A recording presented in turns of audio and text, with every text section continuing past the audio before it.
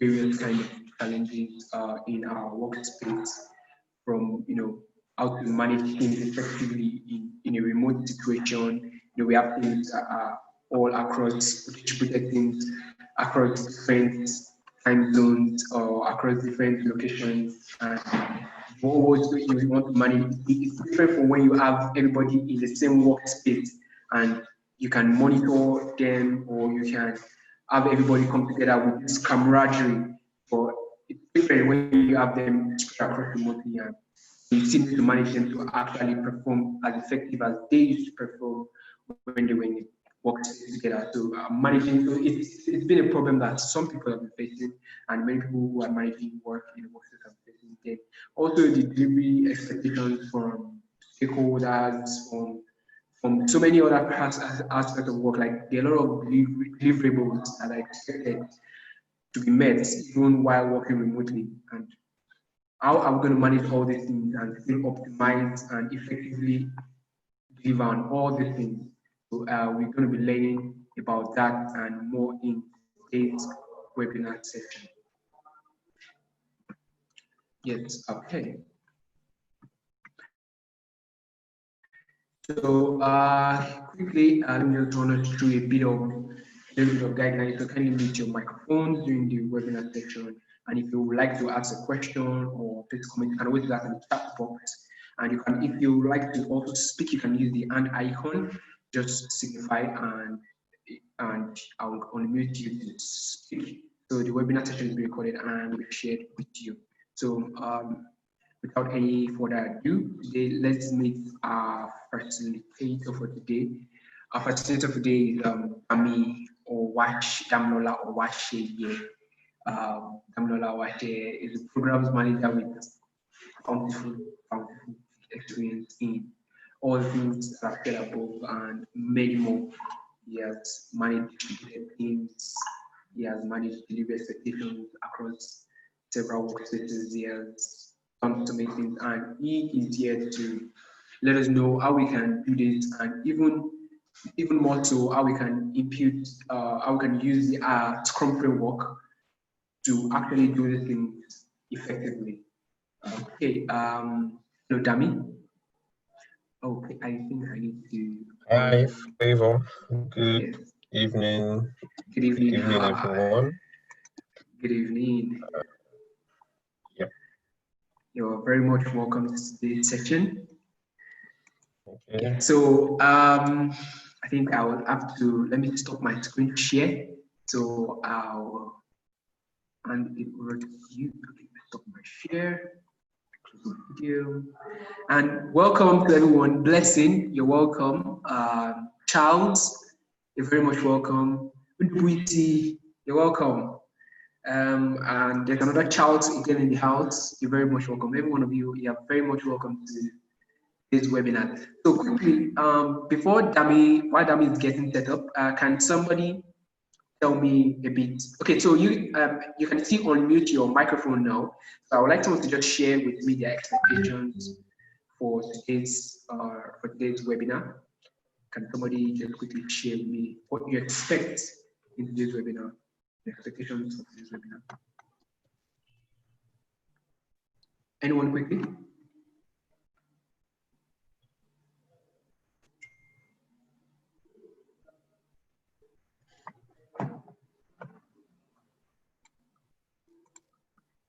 Okay, let me see. Actually, okay. Hello, Blessing. Hi. Yeah, hi, Blessing. So, good evening. My expectation right now is basically to understand more of Scrum. Like we know that we understand like understand what it really takes to do Scrum itself. Like we know like, okay, I want to know more about what Scrum is all about, but I want to understand like what it takes to lead a team in a Scrum method. Thank you. All right, thank you very much for sharing, Blessing. We really appreciate that. Anyone else would like to share? Charles, any of the Charles? Anyone in particular?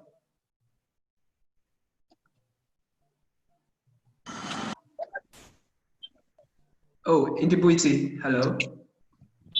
Okay, my own opinion would be that the new normal, which most people are working online now, you still need to do your projects. So, and when you are the project lead, you need to manage people under you. What's expected of you in coordinating teams, and to ensure that you still have delivery at the right time. That's what I think you should do. All right, all right. Thank you very much, Indibisi, for sharing. I believe we'll do that and we will go more beyond that in today's session. All right. Let's go ahead. Dami, Yeah, Favor. it's over to you. Okay. Good evening, everyone. I'm assuming everyone on this call is on the same time zone with me.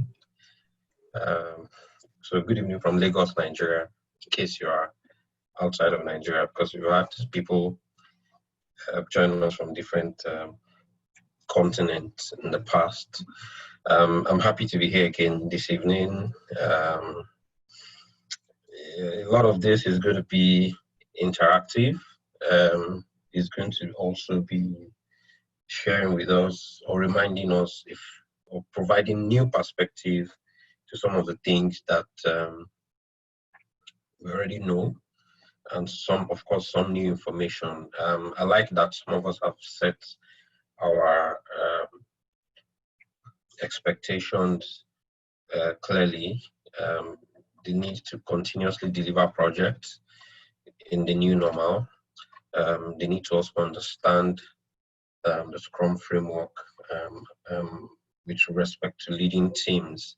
I mean, those are good to hear. Let me quickly say that understanding the Scrum framework is a journey.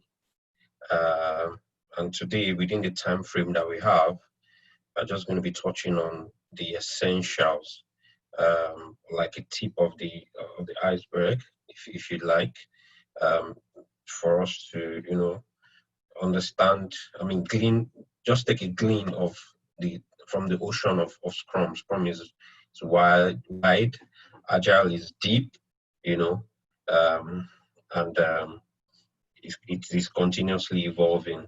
So today's a good start to understand the Agile mindset and some bit of the Scrum values. So today we are going to be talking about managing teams and delivery expectations in the new normal. So managing two different things: managing teams and then managing delivery expectations in the new normal. The underlying drive or approach is being able to lead with the agile mindset and the knowledge of the Scrum values.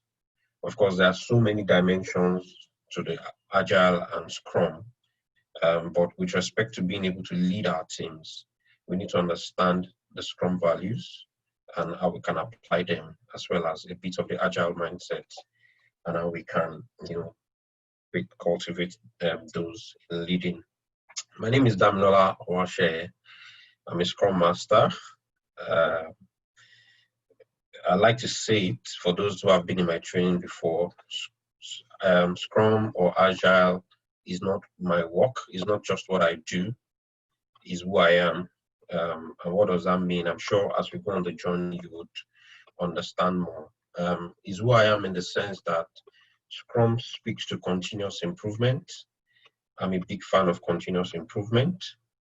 Scrum speaks to speed. Agile speaks to agility. Scrum and Agile speaks to quick delivery for customer focus and all of that.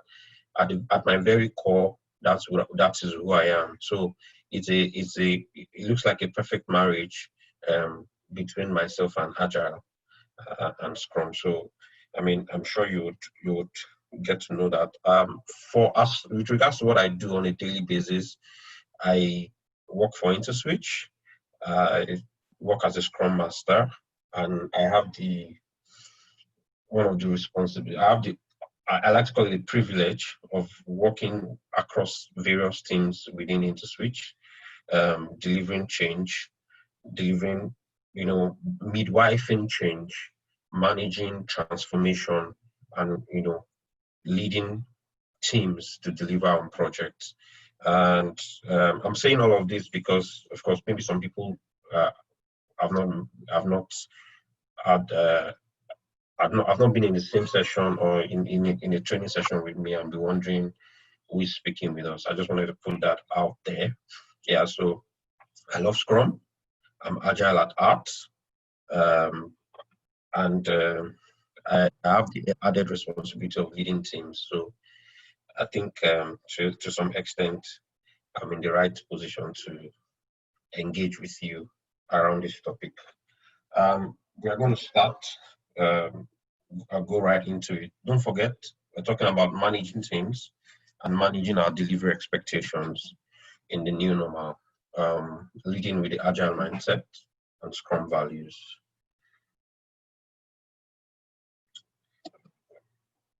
Now, so I don't like buzzwords. I must have said that before in one of my trainings. If you attend, and in the world we live today, people throw a lot of buzzwords around: agile, new normal, all sorts of things that can have so many interpretations, and everybody ends up being confused. And as an agilist, creating clarity is at the heart of what we do. So I don't want to leave you confused. So I have to go and check on the wiki.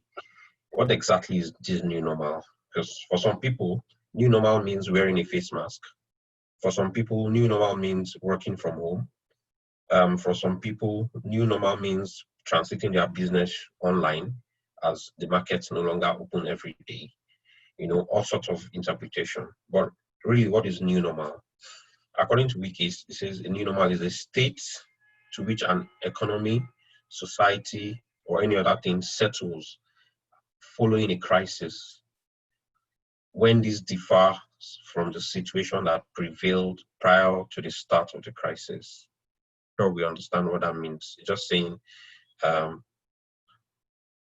when we go through a process or through a crisis, at the end of that crisis, we realize that our approach needs to change, or we are forced to change, or we don't have it.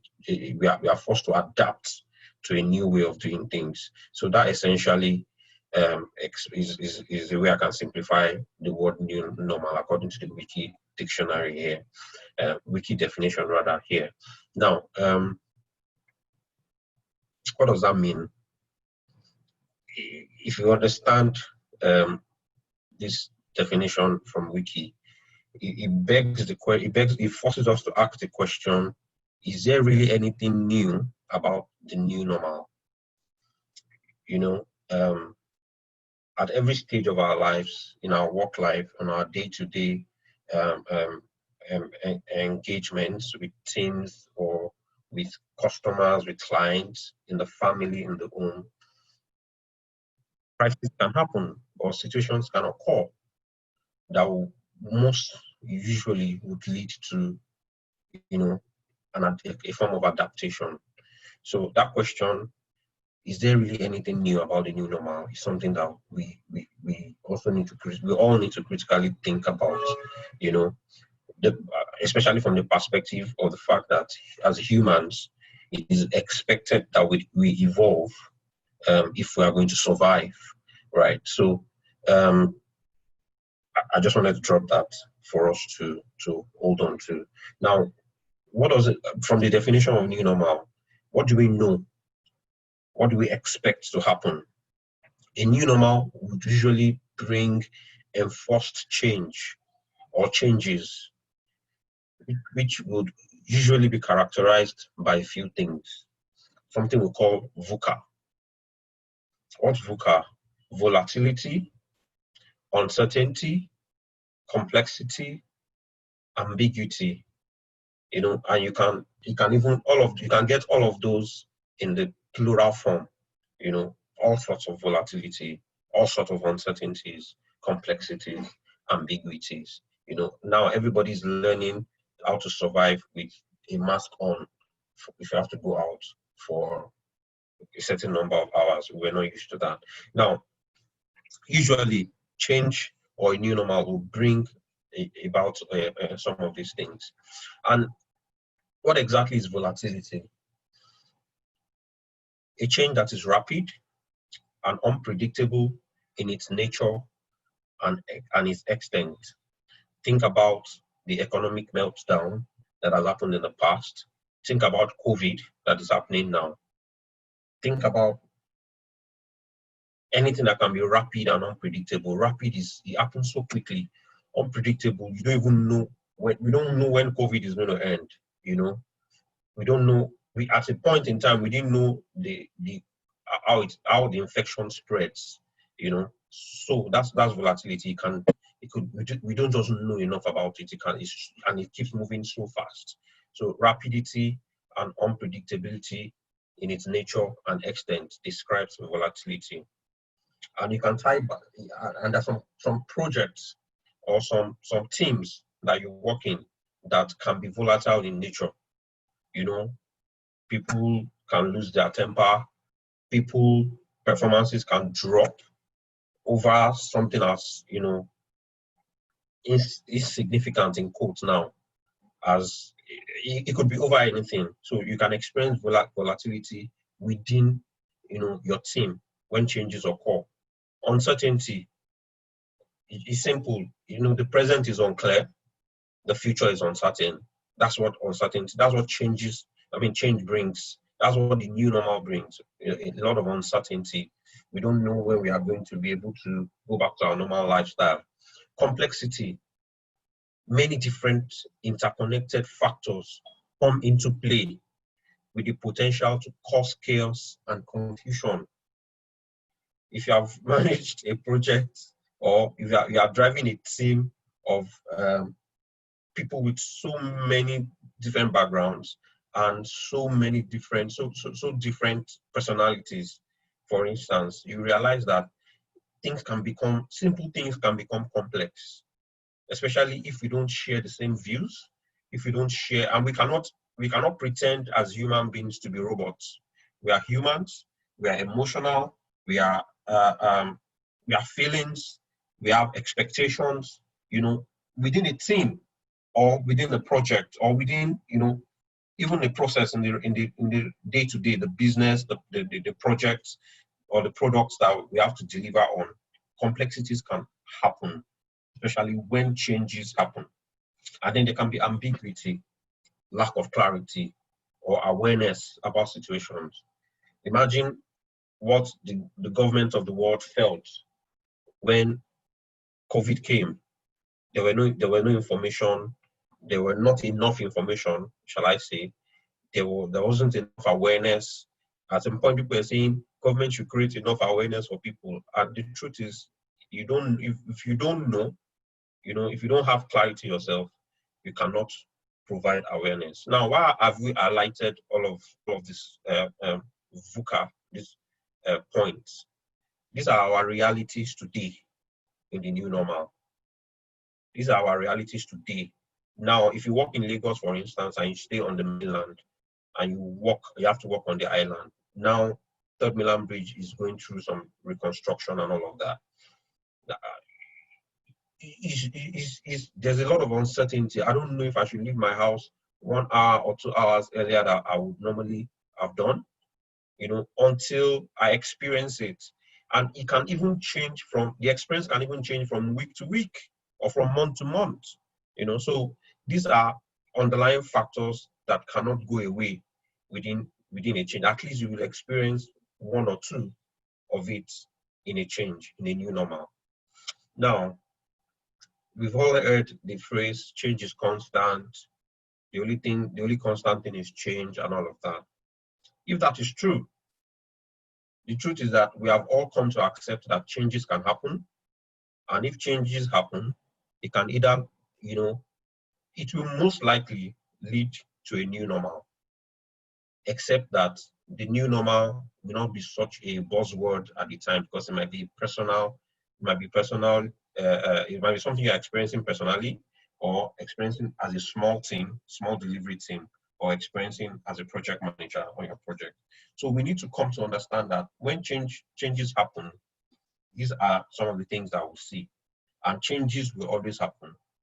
So, and if that is true, it then means that if we are not adapting to change, adapting to the new normal, or intentionally being able to, go through these changes with clarity, with some bit of control, as much as we can, then we are leaving things to chance. So the question to ask ourselves is, are we adapting to change, or we are leaving things to chance? Now, I wanted to paint a picture of what the new normal represent in the background. Remember that we are trying to pick what we can use from Agile and from Scrum to be able to, navigate the new normal. So let's talk about Agile and Scrum. First of all, I'll talk about Agile. I'm going to have to annotate. Right. Now, Agile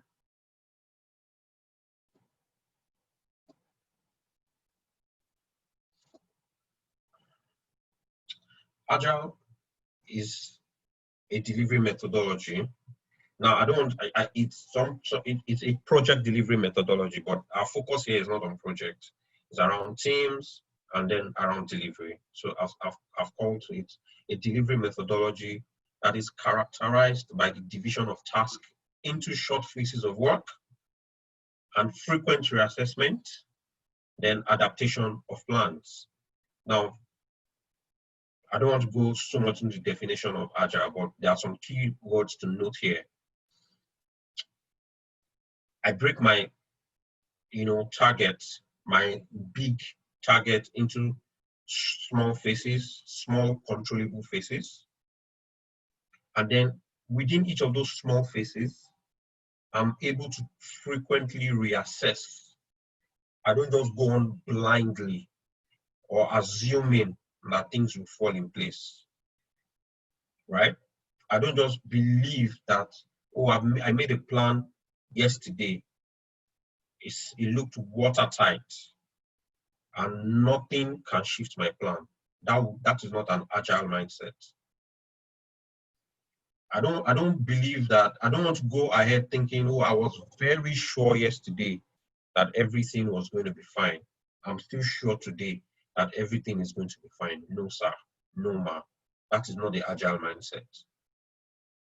Agile is essentially our ability to frequently reassess what we are doing, and then not just frequently reassessing them, we are able to adapt our plans, adapt our approach. So that means on your project, within your team, when something is going wrong, because it can go wrong, because change is constant, we have the mindset to say, you know what, guys, let's sit down and take another look at this thing. Let's not assume that everything is going to be fine. That's one of the fundamental things that Agile teaches us. Agile also emphasizes on continuous delivery and improvement. It emphasizes on collaboration and openness to change.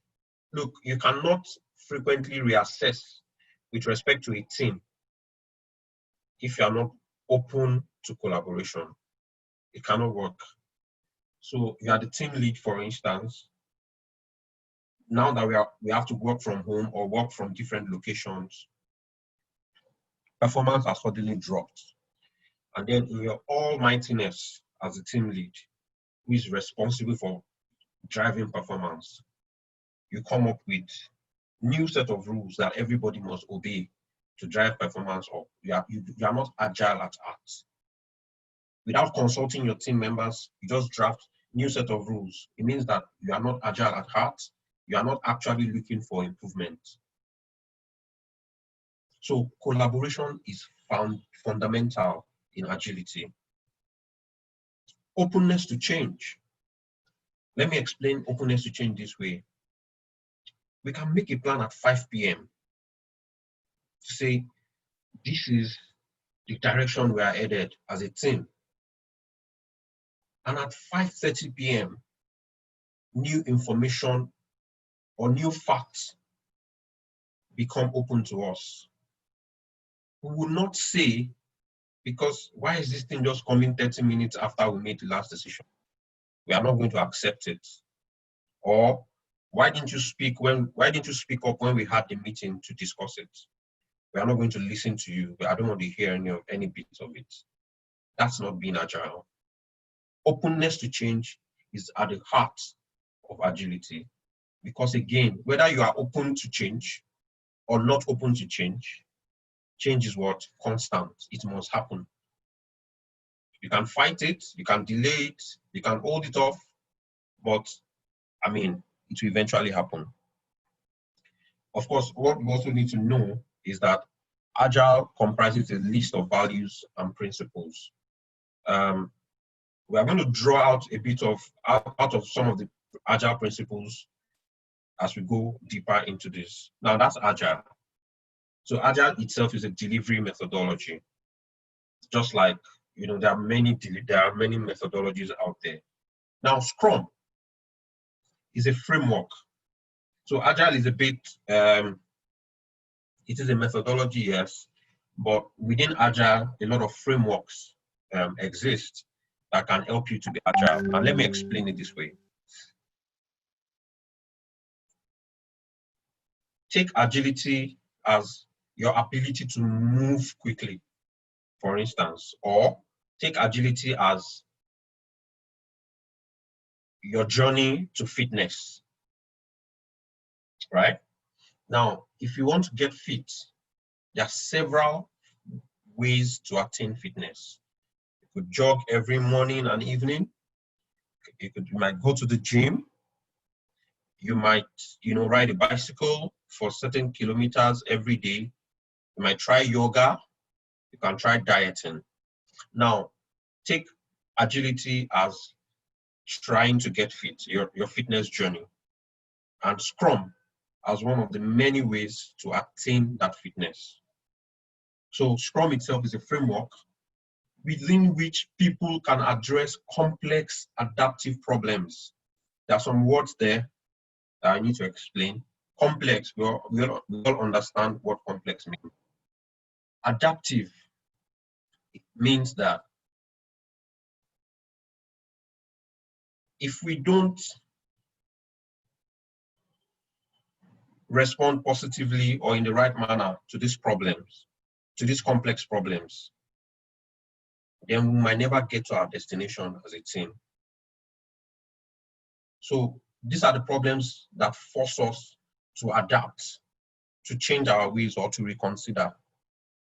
So within the Scrum framework, when we understand the Scrum framework very well, we are able to address complex adaptive problems while productively and creatively delivering results of the highest possible value. That's what the Scrum framework empowers us to do when we understand it very well. We are able to address complex adaptive problems and productively and creatively deliver results. We don't get stuck in trying to address the problems. Now, one thing that Scrum also does for us, Scrum makes it clear, or rather makes clear the relative efficacy of your delivery and work techniques. Let me explain that. So you have a way of working today that you know in your mind works for you, or you believe works for you. If you apply the Scrum framework, right? The Scrum framework is like a mirror. It's like a mirror placed in front of you. Like, okay, when you don't look into the mirror and you are going about your daily activities, you feel, yeah, I'm the cutest guy on campus, or I'm the hottest babe on campus. But the day you stand in front of the mirror, you are able to see clearly, oh, maybe there's some kind of defect in this corner or in this area, or maybe I need to improve here and there. So Scrum is like that mirror.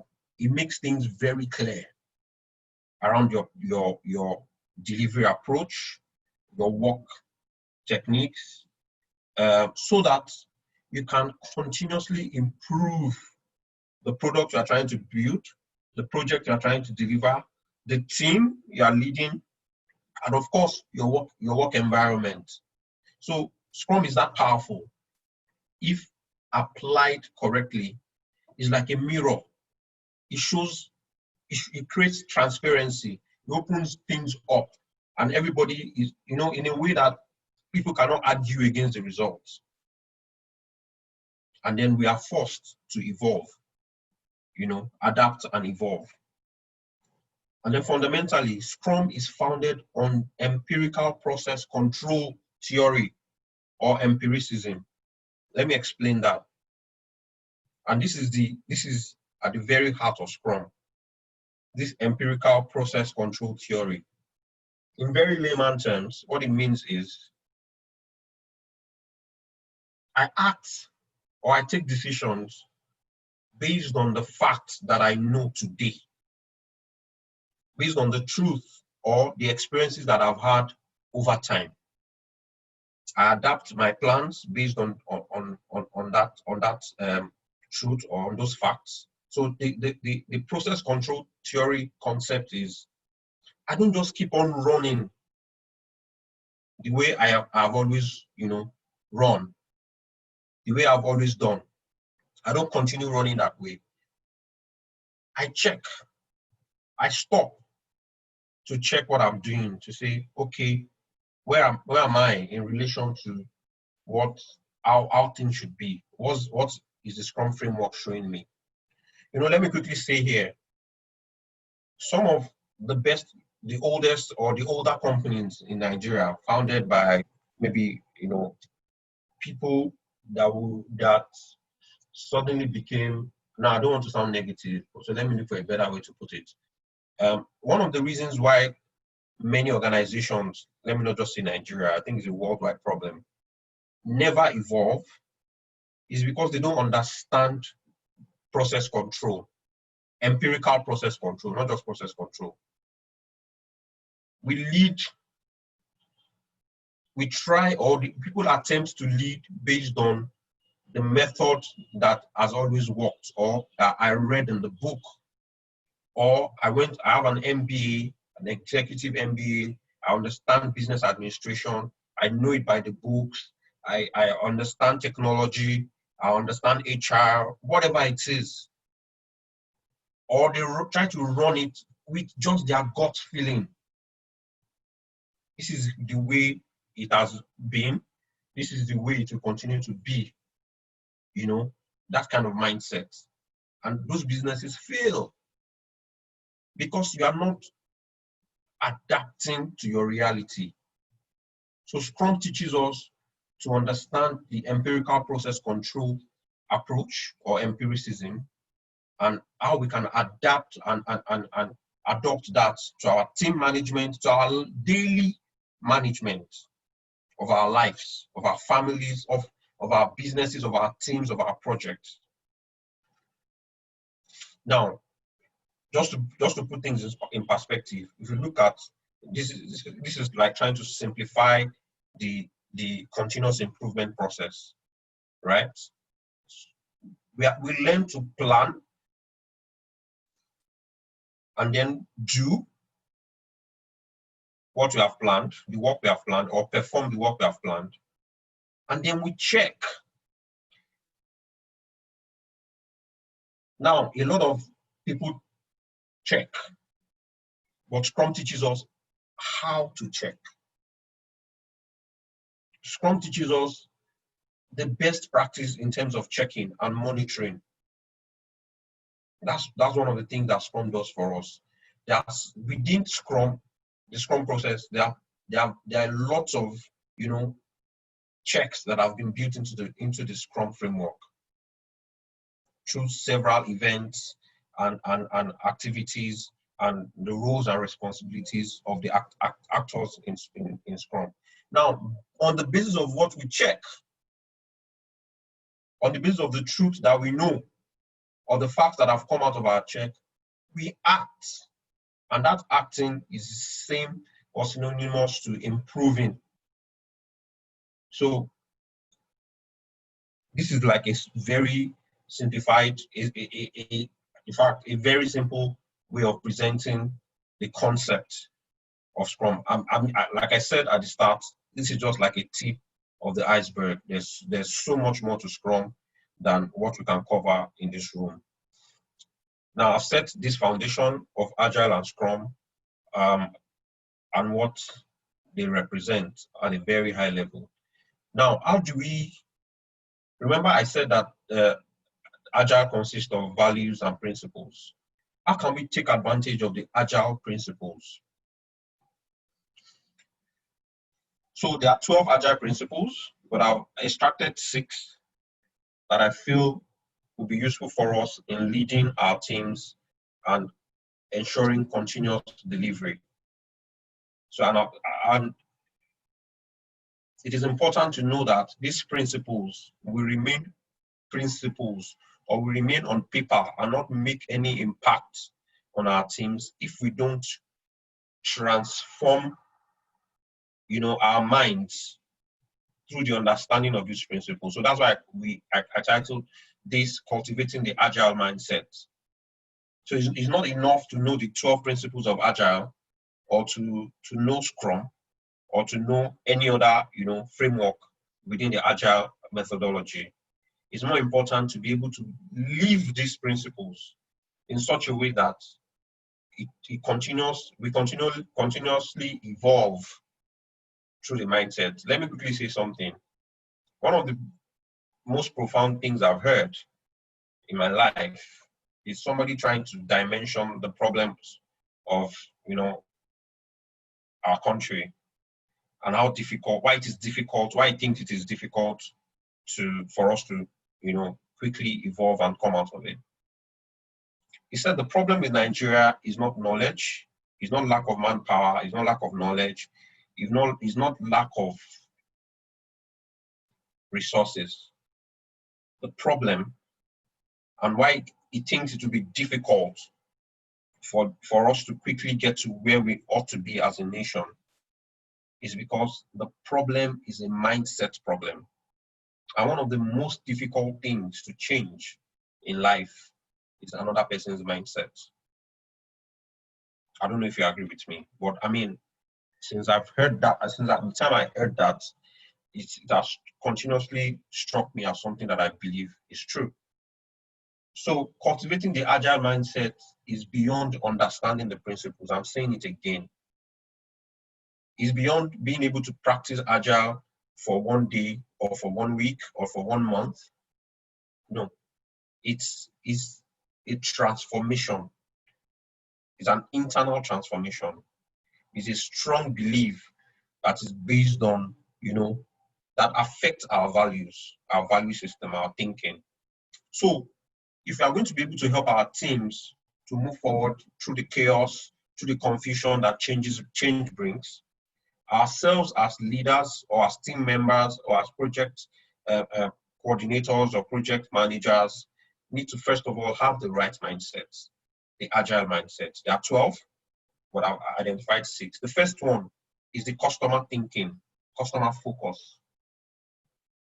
If you cannot think about the customer, if you cannot think about the end user, if you cannot think like the end user, I keep saying it, you have no business being in business.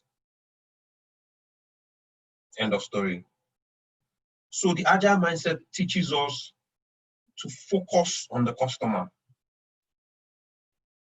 Because apart from the fact that they pay for the goods and services, or they are going to be the end user of our project, of our product, or whatever, apart from that, one of your biggest source of improvement comes from the feedbacks you get from your customers. So Agile, in addressing that, Agile says that we should focus on customer satisfaction by early and continuous delivery of valuable software. Now, it's important for me to mention here that I didn't want to tamper with the principles. This is exactly how it is in the Agile principles. But Yes, we might have mentioned software, but it is applicable even outside software delivery. So you can replace valuable software with value, one word. Customer satisfaction by early and continuous delivery of value. That is the agile mindset. If I'm hungry, right? I'm so hungry, I need to eat something. And I say I want boiled yam and fried egg, for instance, or whatever else we call it. If I would normally eat 4 or 5 slices of yam, I'm just giving an example, and 2, or 3 pieces of egg, just an example. And right now I'm so hungry that I just need to eat something as quickly as possible. If there are 2 chefs that are with me, trying to, impress me and satisfy my hunger, if the first one decides to go ahead to cook 5 slices of yam at a stretch and ensure that the 3 pieces of egg, fried egg or whatever, is ready before I eat, and the other chef understands that, oh, this guy actually needs 5, he would actually eat 5 slices of eggs. 5 slices of yam and 3 pieces of eggs. But let me quickly give him 2 slices of yam with 1 egg. While he's eating that, before he finishes eating that, I will deliver the remaining 3 pieces of egg.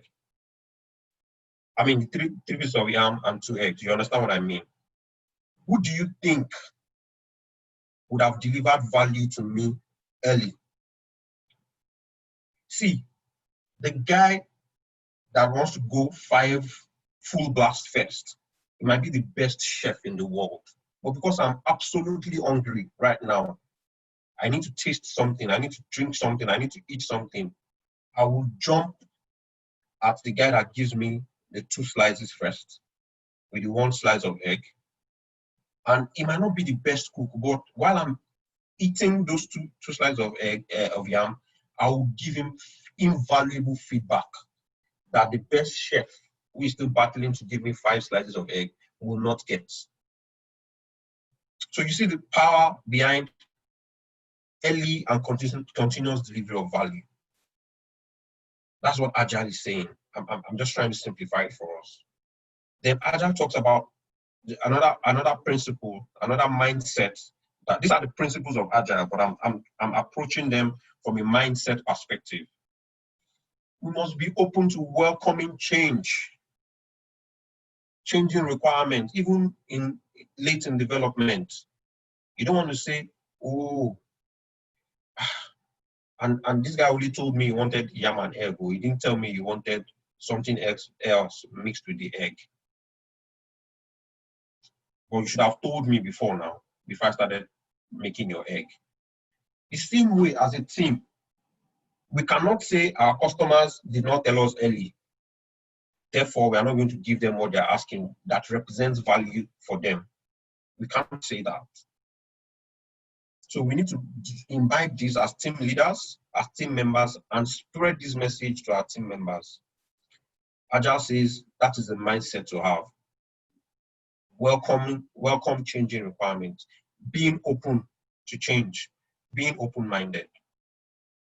Let's move on to the middle section now.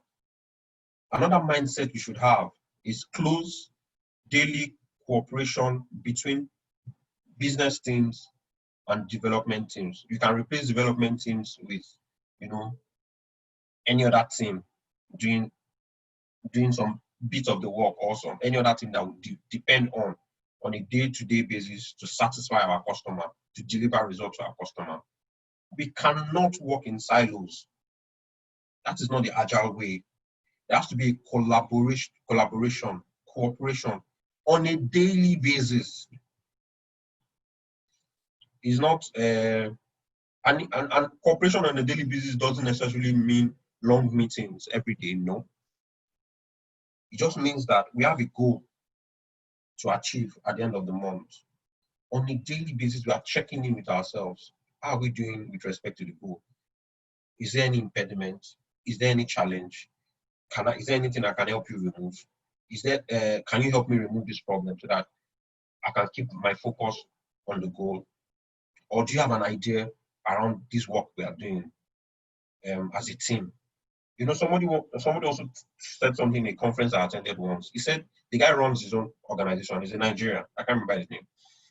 He said one of the things he does as an entrepreneur, every day, 1 hour to the close of work, he pulls all his team members together and asks them to stop whatever they are working on. They have to have a 1 hour meeting before everybody goes home. And what do they do in that meeting? Everybody write down what you have achieved today. Write down the problems that you face today, and let's discuss it. So what typically happens when they are discussing those problems is that within that meeting, within that room, solutions will come out. Somebody will probably have faced that kind of problem before, or have experienced that kind of issue before, and say, oh, this is what I did. And solutions come out quickly. Instead of the person with the problem battling with it, grappling with it, struggling, not finding an answer. So daily cooperation is the right mindset to adapt for our teams if we are going to be able to deliver. Now, the next one is funny. Face-to-face conversation is the best form of communication. And I put collocation, but the new normal doesn't allow us to, collocate to the degree that we want. But I still put it there. You see, some of us believe that, yeah, I mean, I've also worked at the bank before, so I know what it means. I used to mock some of my colleagues back then that it looks like sending an email is in your KPI, and you are measured by the number of emails you send. Now, there's some kind of conversations that can quickly help us move things forward. That you can just tell me, oh, what do you think about this? Where are we with X, Y, Z, But some people will prefer to send a very long email to show that they can speak grammar. And you have an issue that you need to move quickly with. You are sending a very long email. I'm busy with something else. I need to, that I'm focused on at the moment. I might not see your email for another 3 hours. So what's wrong with you just giving me an heads up? Oh, check your email. Or, what do you think about this? Face-to-face conversation is powerful. Now, we cannot do face-to-face conversation in the new normal, or most of us cannot, because we work from different locations. But the message here is that we must still collaborate. We must not get stuck within the processes and not do, what we ought to do to move delivery or the team forward towards the goal. We cannot afford to get stuck. That's what that means. Now, let me go to the next one. Inspecting and adapting. I struggle to find the right, image to use here because, and you understand why. One of the other mindsets that Agile teaches us is simplicity. The art of maximizing the amount of work not done is essential. This is also something that blows my mind. Simplicity is not as simple for many people to attain, if you understand what I mean. So let me give you an example to buttress this point. Microsoft Office Suite is filled with all sorts of features and functions that some of us will never use in our lifetime. You might not agree with me, but that's a fact.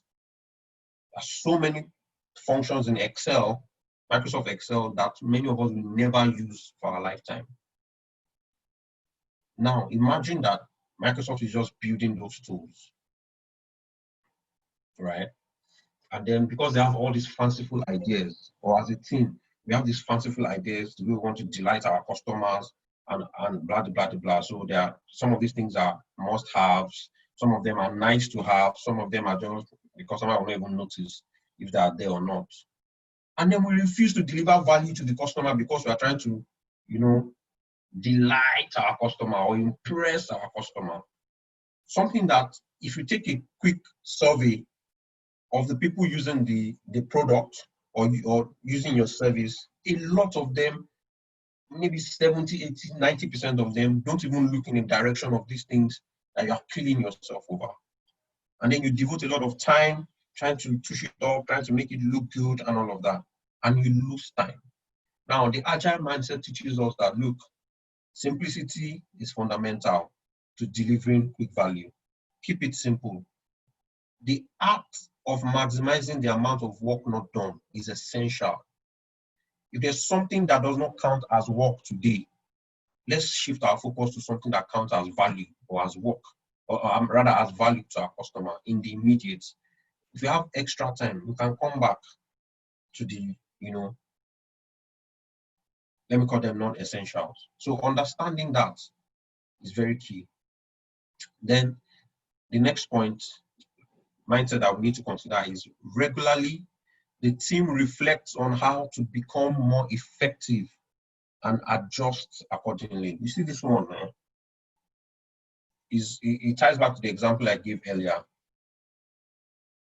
If you cannot get your team together in a room to reflect regularly to say, how are we doing?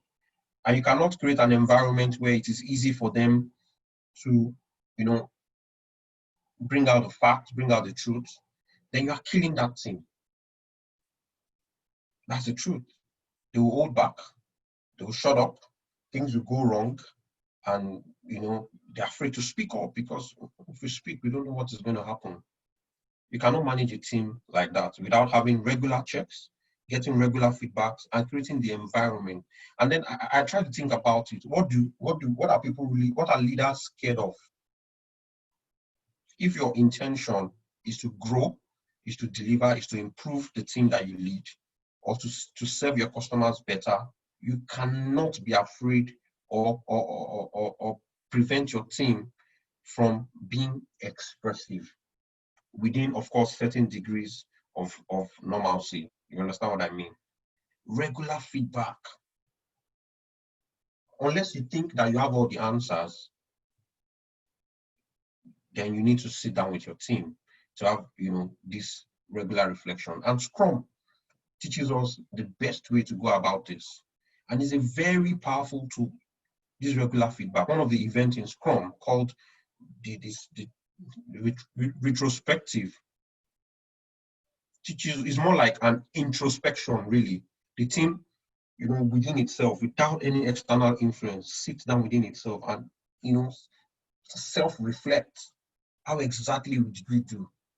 And the truths that come out of this section are the things that feed our improvement, inspection, and adaptation that we mentioned earlier. So these are the agile mindset that we can cultivate as leaders and, in our teams to help us manage in the new normal. Now, why are all this important? The customer needs will change or might change in the new normal. If you are not reflecting, if you don't have the customer mindset or the customer focus, if you are not daily interacting with your business team, and if even possible with your customers, then you will not know that the customer has moved on. You are building third mainland bridge where the customers are actually in need of a fourth mainland bridge or a fifth mainland bridge to ease traffic.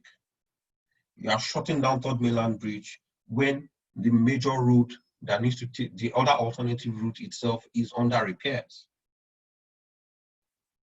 Not getting feedback from customers, can leave customers dissatisfied. In a very competitive world, the customers might have left you behind and moved on if you don't cultivate some of these mindsets.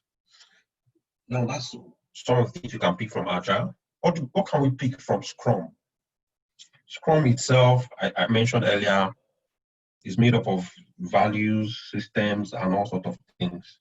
Now, Scrum itself is built on 3 pillars and 5 values. at the very heart of Scrum is empirical process control theory that I explained earlier. But apart from that, there are 5 values and 3 pillars. And I would like to start by talking about these 3 pillars, as you can see on the screen: transparency, inspection, adaptation. Now, there is no inspection without transparency. There is no adaptation without inspection.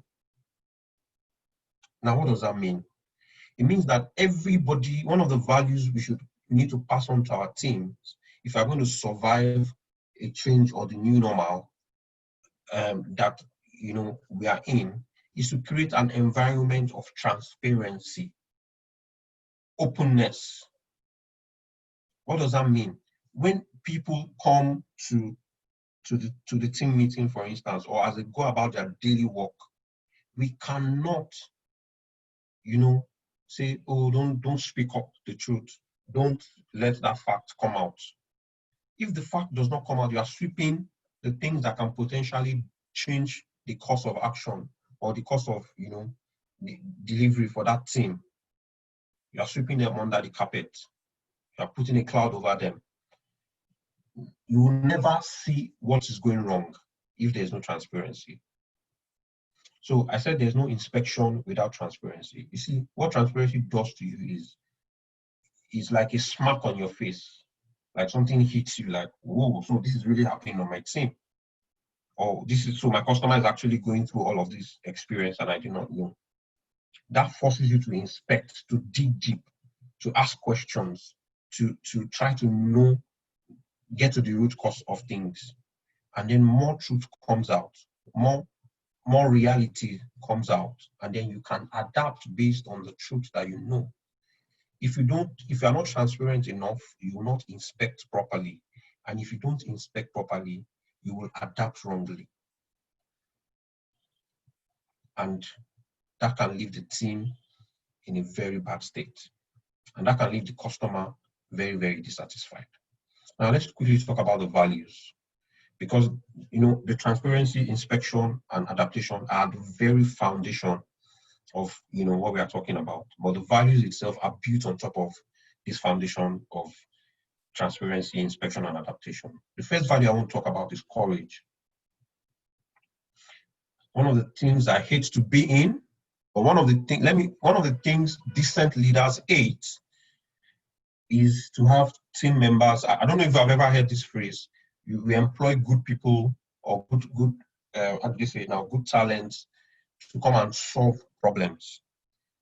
Permit me to quickly say this example. Somebody used to work in the UK all her life, and then somehow she managed to come back to Nigeria.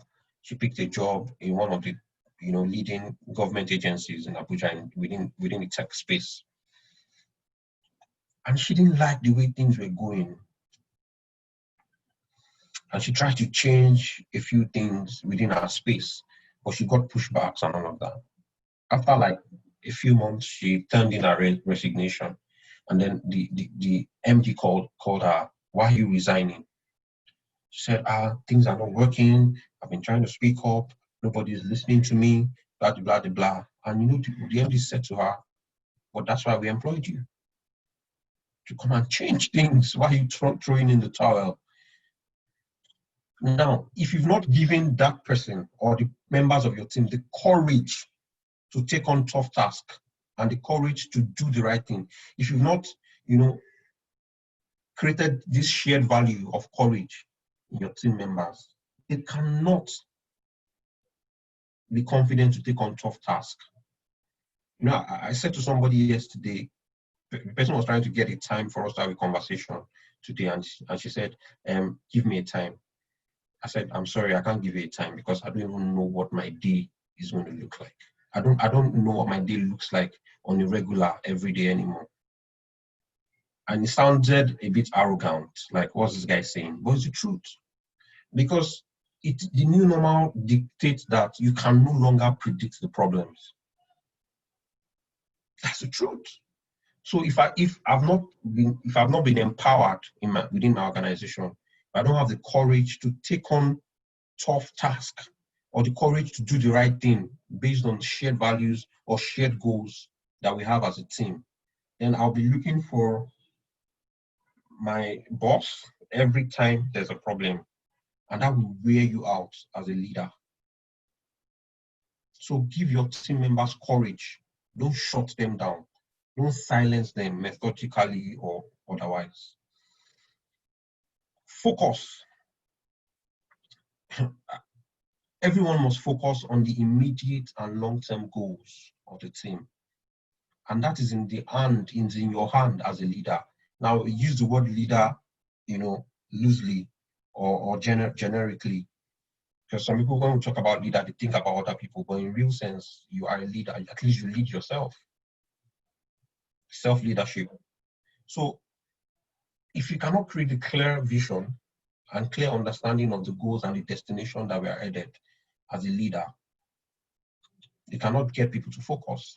And these values of courage, focus, and the other ones we talk about are things that are fundamental in Scrum, that a Scrum Master understands and knows how to commit and teach every other member of the team. Focus. There will always be distractions, especially in the new normal. There will always be noise. There will always be whatever it is. How do you get people to focus?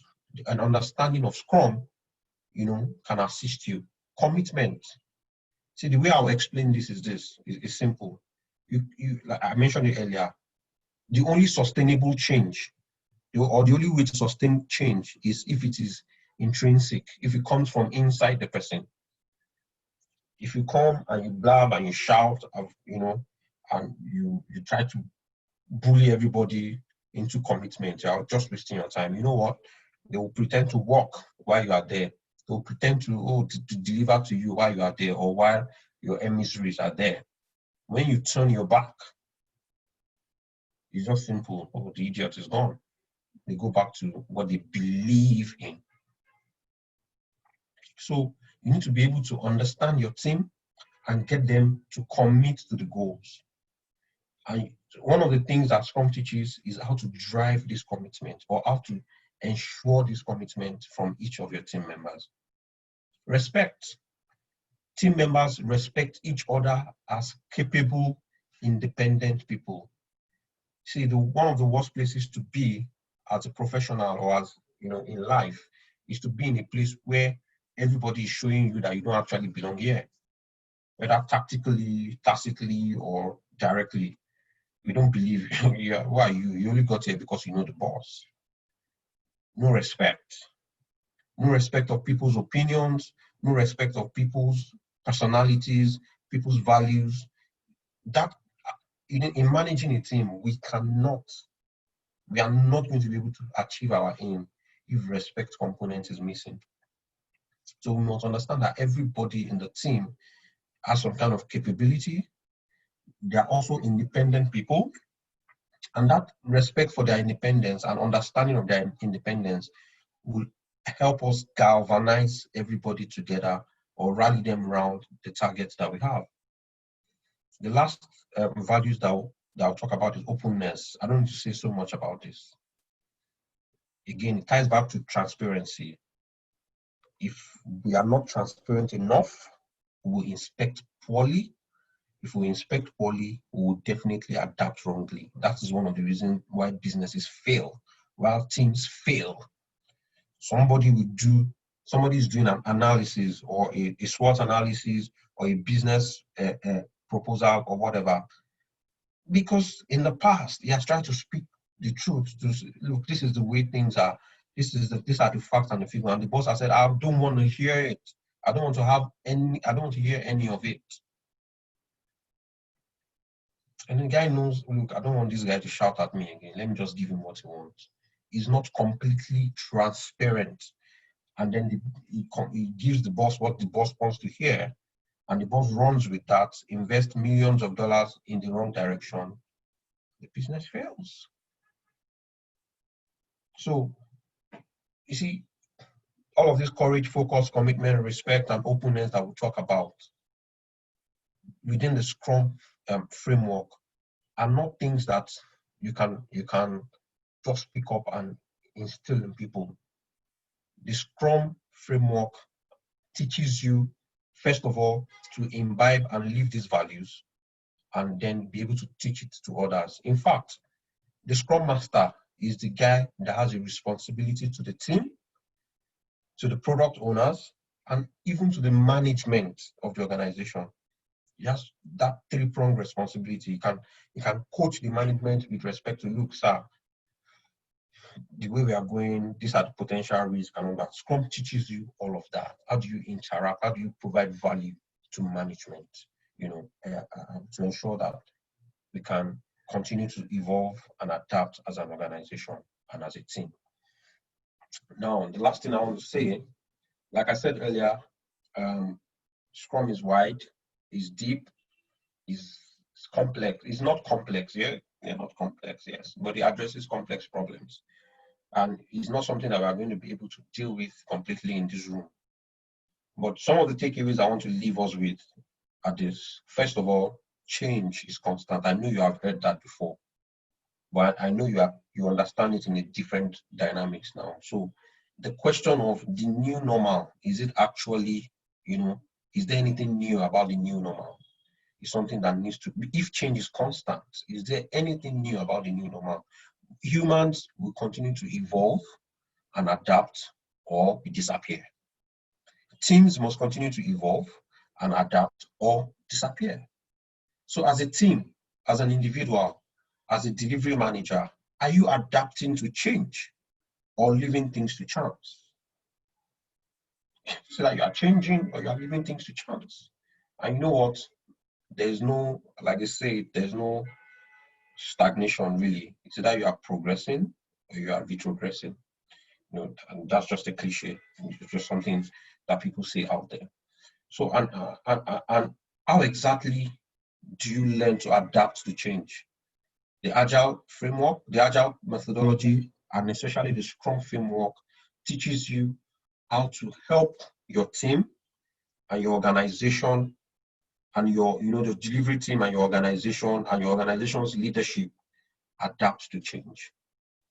In fact, most Scrum Masters eventually transit into the Agile coach role or Agile transformation consultant roles, somewhere down the line, because the whole concept is being able to inspect and adapt based on what we know. So learning Scrum, understanding Scrum in a deeper way empowers you to be able to lead transformation efforts within your organization or team.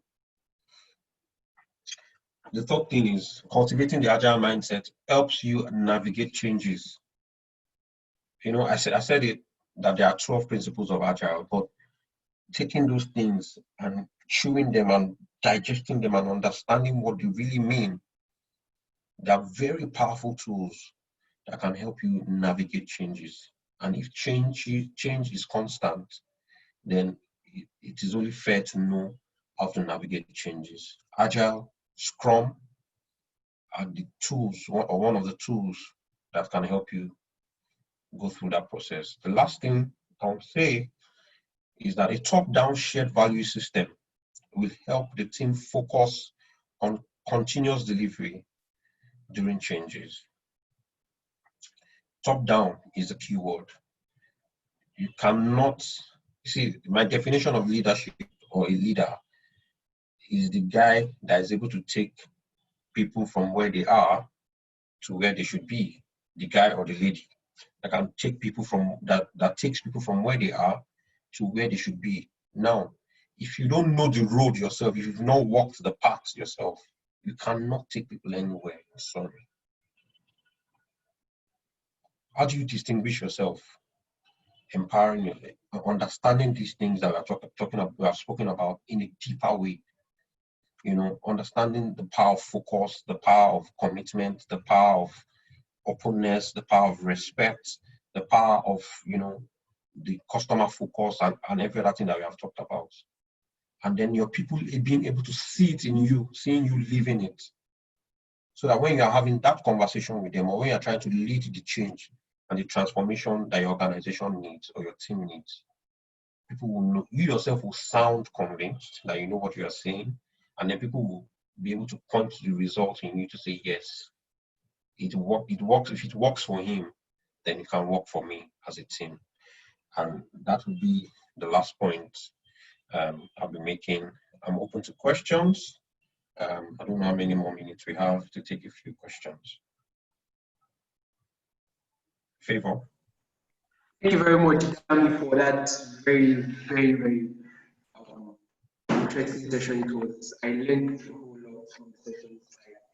I mean, I feel like I need to listen to the whole session again to completely get everything that was shared. Does anybody feel like that in the chat section? Let me know in the chat section. Thank you very much, Dami. You're welcome. I'm open to questions. Do you have questions? Do you have So comments? Doesn't have to be questions, comments, concerns, clarity, just anything. Just Favor. so if you have questions, like I said, if you have questions and comments, you can let us know in the chat section, or you can just go ahead and use the icon to raise your hand, and we'll our mute you so you can ask a question. Okay, while that is also going on, there's a poll on this page, so please do also take the poll. Do also take the poll and fill it. Thank you very much. Anyone has a question? Does anyone have a question? Based on what shared today.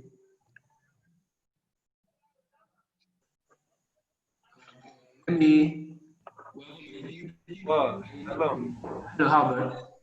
Hello, Albert. Yeah, good evening, all. Good evening.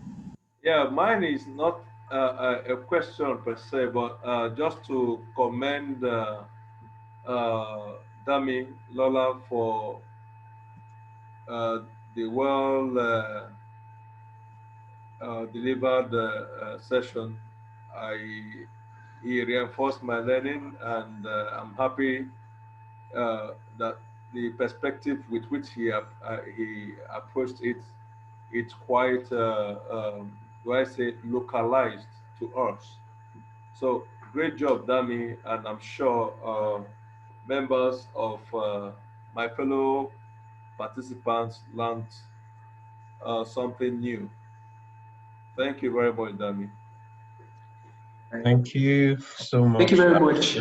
Thank you for Thank the you very much, feedback. Albert, for the feedback. We appreciate it.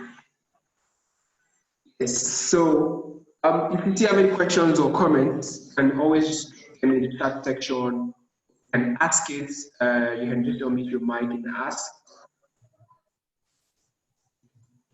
Somebody trying to make a comment. Isaac, hello. Hi, good evening. Good evening, Isaac. How are you doing? Okay, so I want to ask, I know for Scrum or Agile basically, and being a Scrum Master, there are some certifications. So I know there's CSM with Scrum Alliance and also PSM with Scrum.org. What is the difference between those two, and which one would you recommend?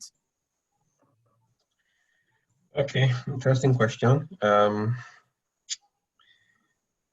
What is the difference? Which one will I recommend? So I have the CSM. I've written the CSM exam certification, and I've also written the PSM. And so I think I'm in a position to be able to attempt a response. So both, first of all, similarities are based on the Scrum framework, on the Scrum, what we call Scrum framework. That's the first thing to know. The second thing to note with respect to the difference is, with respect to similarity, is the PSM one and the CSM are based on the same, so the learnings are pretty much the same. So the exams are a bit similar. I said a bit because I've written both. I find the PSM to be a bit more tasking. When I say tasking, mentally tasking, it drives you to know more with respect to understanding the Scrum culture, because the PSM exam is a bit, just a bit more, slightly more difficult than the CSM exam. But when I say slightly, at least you will get that impression when you are preparing for that to write that exam. Do you understand? Now, that drives you to know more. That drives you to to read more, to learn more, so that you're able to pass the PSM certification. Now, another difference is the CSM certification requires you to, attend their own in-class, tutor-led, their own virtual class or in-class tutor-led training sessions. And what that typically means is you are forced to pay what they are asking, what the Scrum Alliance is asking to attend the class and also qualify to write the CSM exam. Now with PSM, you can get your training anywhere, and get the knowledge required to write the PSM exam. So there's a bit more of openness. Another difference is that the CSM certification expires after 2 years. You need to renew it every 2 years.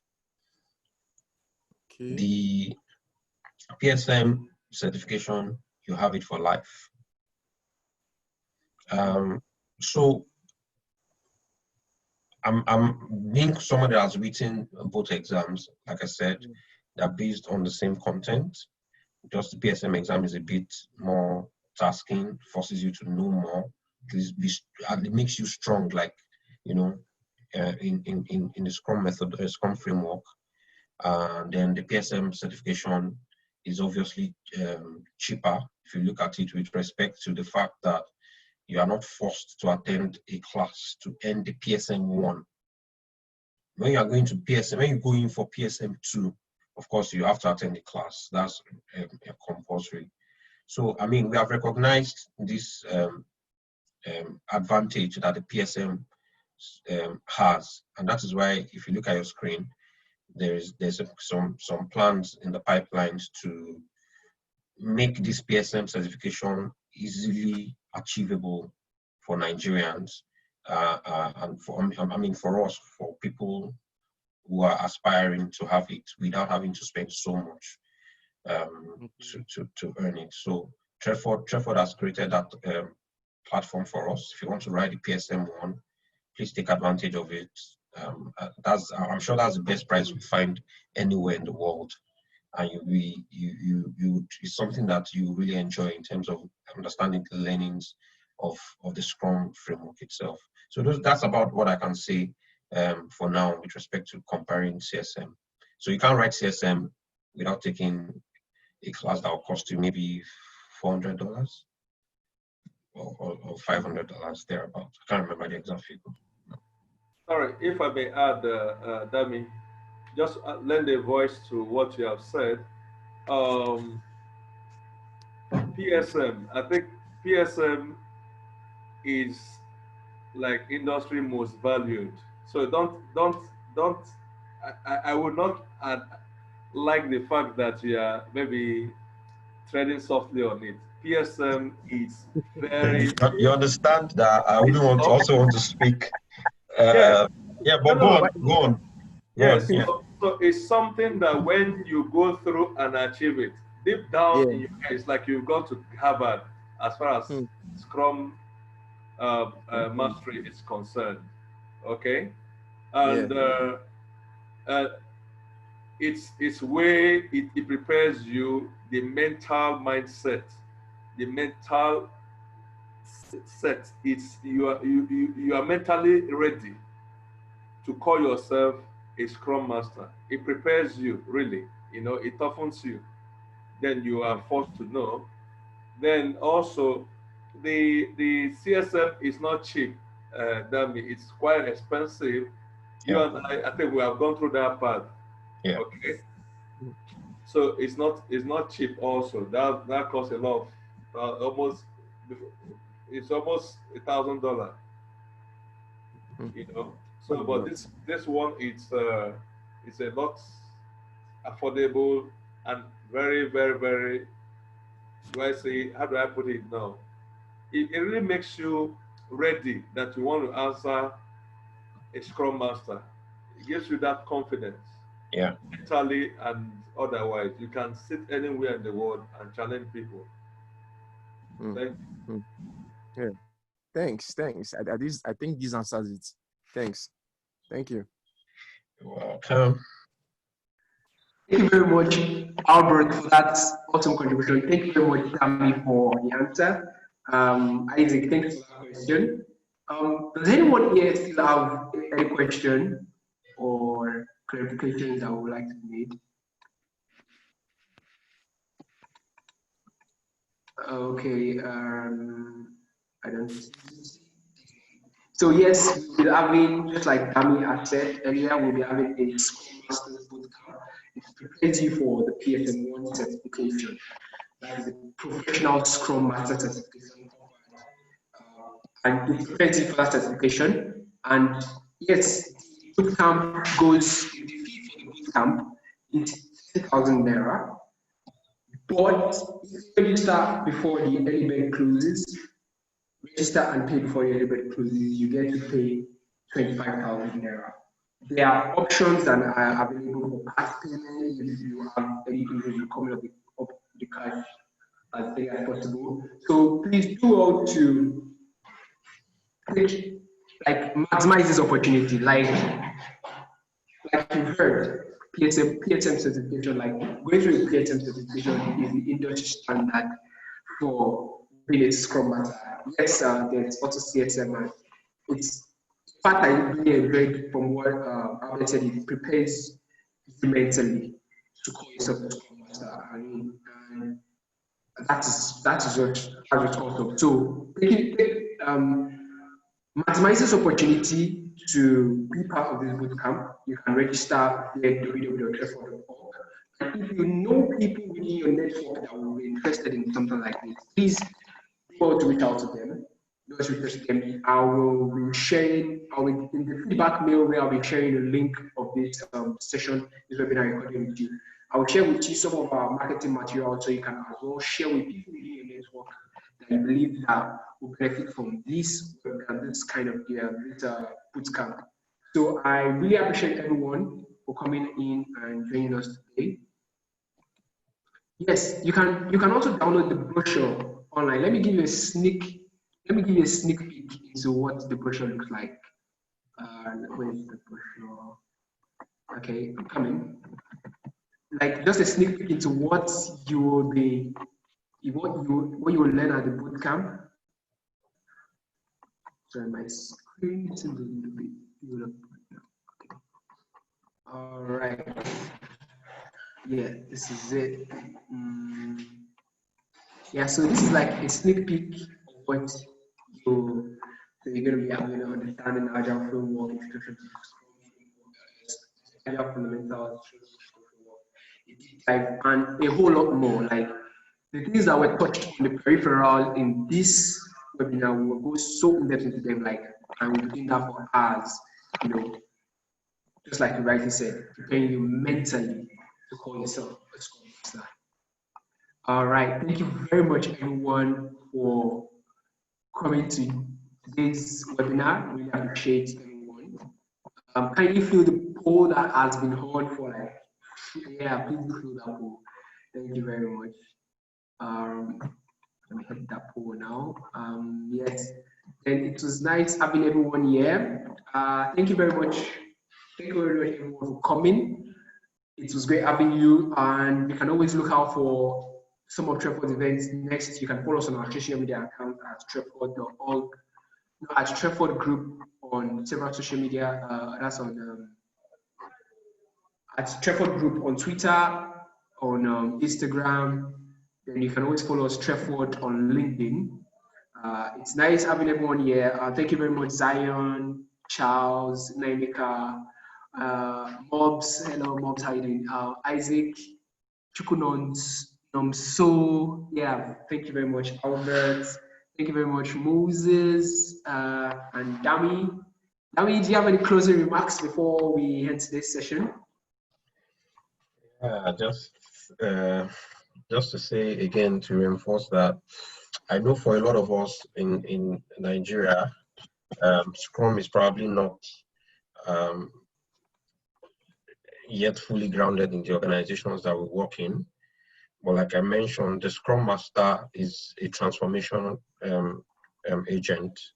And if you really believe and understand that change is, has come here to stay, not, you would position yourself, you would want to position yourself to be ready to play is a fantastic role in that change. And let me tell you what can happen in your organization. So I know, I don't want to mention a particular organization now, just out of respect for them, but I know that because that organization is forward thinking, they've crafted out an agile delivery team, enterprise agile delivery team. And guess who the people who are leading that team and leading transformational efforts within the organization? The guys who understand Scrum, who understand a few of these methodologies. And they were not necessarily people that held big positions before the time. But the fact that they were able to launch themselves into leadership because they understood the power or the possibilities that Scrum provides, position them for ahead of time for the time when the organization decided to look in that direction. And that's what can happen. If you take a look around, what are the demands and the expectations for Scrum Masters out there, you know that it's big, it's huge. Within this country, the opportunity is countless and limitless because a lot of organizations will transit to the agile way of thinking, the agile way of working. And if you hope to play in that space, if you hope to be able to, even experiment with your team within your organization, to convince them that agile or Scrum is a better way of delivering results, then you want to take advantage of every opportunity you have to get yourself the knowledge that you need and to get yourself, if possible, certified. Certification ensures that you are globally recognized for your skill and for your ability. That's the extra advantage of being certified, and after you have gone through the PSM training. So it's been a nice time, engaging with you and being able to share this tip with you. I look forward to seeing you again at our next webinar, at our, boot camp as well, where you are definitely going to hear more, learn more, and be empowered to have the agile mindset. Thank you very much. Thank you very much, Dami. And thank you very much to everyone who joined in today's webinar session. It was great having you around. We look forward to having you in more of our events. Look out for our upcoming boot camps and webinars on social media. And we'll be always reaching out to you via your mails also. Thank you very much, everyone, for joining in. So you can feel free to